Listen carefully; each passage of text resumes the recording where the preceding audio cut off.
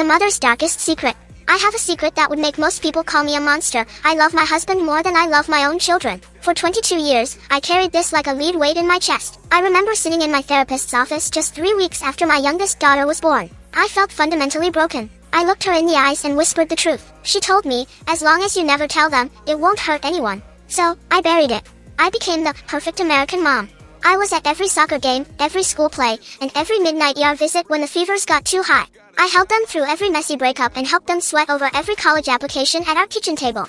I did everything right. But every night, after the house went quiet and the girls were finally asleep, I'd walk downstairs. I'd see my husband sitting in his old leather chair under the lamp, just reading, and my chest would get so tight I could barely breathe. It was an overwhelming, soul-crushing wave of love that I, honestly, never felt for my kids. With him, silence felt like home. With the kids, it always felt like work. We built a life of Sunday dinners at 6 p.m. and cramped camping trips in tiny tents, but those moments on the back porch with him and a glass of cheap wine?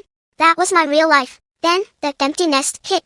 Our youngest moved out, and the house felt hauntingly quiet. One night, after 3 glasses of wine with my best friend, my guard finally dropped. I let it out. I told her how I'd been faking it for 2 decades. The look on her face, it haunted me. She turned pale, and her wine glass hit the counter so hard I thought it would shatter. She called me a monster. She said my daughters deserved a mother who actually cared, not a fraud who was just pretending. She slammed the door so hard the pictures on the walls shook. I spent 3 days sobbing into my pillow, convinced she was right. Then, the phone rang. It was my oldest. Mom, we need to talk. Just us girls. No dad.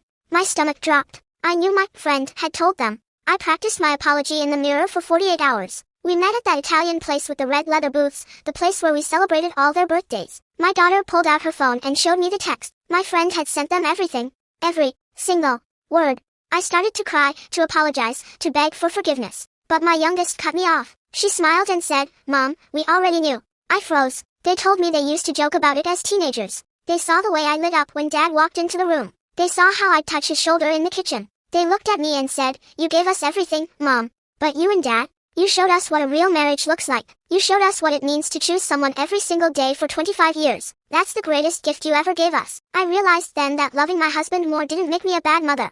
It made me a human being. So, I have to ask you guys, is it really a sin to put your marriage before your kids, or is that actually the secret to a happy family?